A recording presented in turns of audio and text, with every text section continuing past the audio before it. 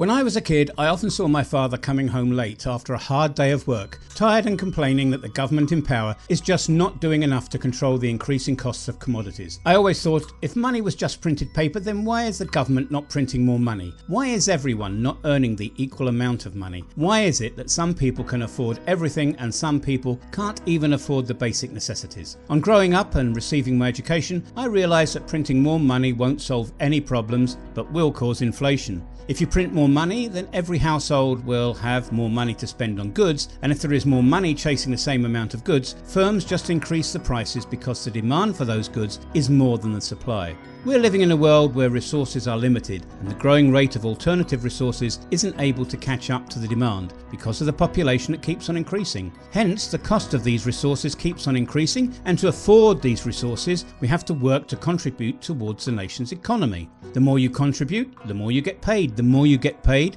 the more resources you can afford to live a certain type of lifestyle. Over the last 10 years, the population of the United States has grown to nearly 329 million from 304 million, with the inflation rate being 16.63%, which means that the average price of any product is 16 times more than what it used to be in 2008. So how does this affect us? Let's face it, we live in a materialistic society. Things like cars, clothes, smartphones, handbags, and so much more are all status symbols, which means building up your status often means spending more money on these things, and with limited opportunities and resources, we're in a race against each other to achieve as much of these materials we can. We believe that buying more and living an expensive lifestyle will make us confident, respected and happy, which is why when we're born, our parents try to give us the best education so that we're capable enough to compete. After studies, we work hard, put extra hours to make money as much as we can to afford a certain lifestyle, and with more money in our hands, our desire increases. We believe that we achieve happiness when our desires are met. And to afford this, you work hard and put in extra hours of work. You affect your health and may not have family time. It's one of the reasons why there's one divorce every 13 seconds, 1 in 8 adults is an alcoholic, and more than 1 in 4 children has an absent father, and over 16 million adults are said to have gone through depression in the United States itself. Youth is highly overworked and underpaid, so the question is, does money really buy you happiness? According to research conducted by Princeton University, happiness and income are correlated, but only up to $75,000. The emotional well-being of a person rises as annual income increases up to about $75,000, but not further than that. This makes sense because people who make significantly less than $75,000 spend a lot of their time worrying about basic necessities like having enough food to eat and covering the rent. Money can pretty easily alleviate those kinds of stresses, so boosting one's income up to around $75,000 can help.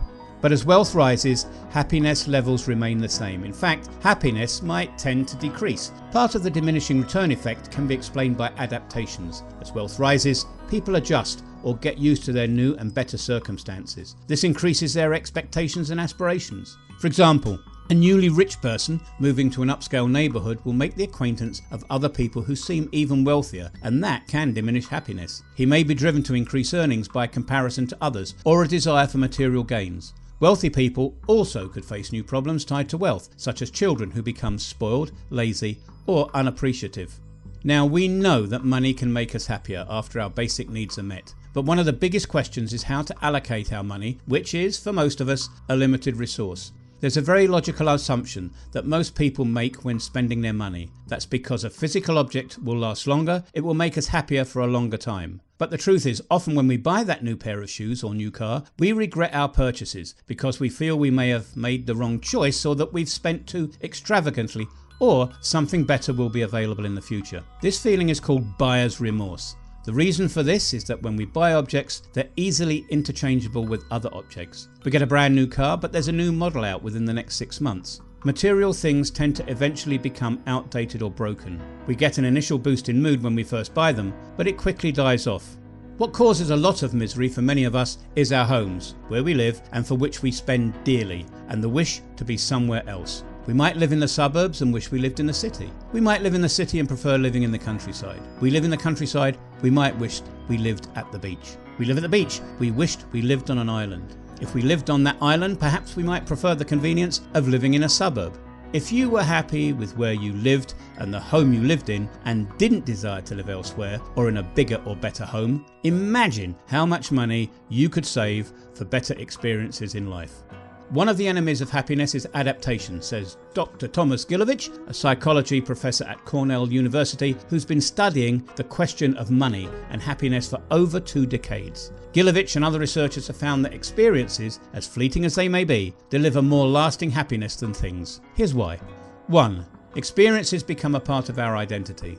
We're not our possessions, but we are the accumulation of everything we've seen, the things we've done, and the places we've been.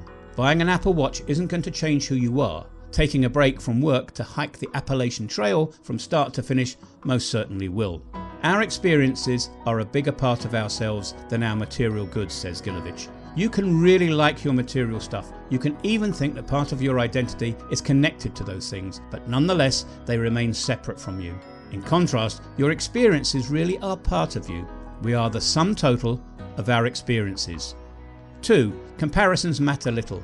We don't compare experiences in the same way that we compare things. In a Harvard study, when people were asked if they'd rather have a high salary that was lower than their peers or a low salary that was higher than their peers, a lot of them weren't sure. But when they were asked the same question about the length of a vacation, most people chose a longer vacation, even though it was shorter than that of their peers. It's hard to quantify the relative value of any 2 experiences, which makes them that much more enjoyable. 3. Anticipation matters. Gilovich also studied anticipation and found that anticipation of an experience causes excitement and enjoyment, while anticipation of obtaining a possession causes impatience. Experiences are enjoyable from the very first moments of planning, all the way through to the memories you cherish forever. 4. It introduces you to a whole new world. Unlike stuff, experiences introduce you to new perspectives, life lessons, and the importance of gratitude. Take travelling for example. If you live in New York City and travel to West Virginia, you may realise the pros and cons of living in the Big Apple. Even though there's culture, public transportation and plenty to do, that weekend trip south made you appreciate nature, the quiet, and the beauty of clear, starry nights. 5. It contributes to social relationships. We consume experiences directly with other people, says Gilovich, and after they are gone, they're part of the stories that we tell to one another.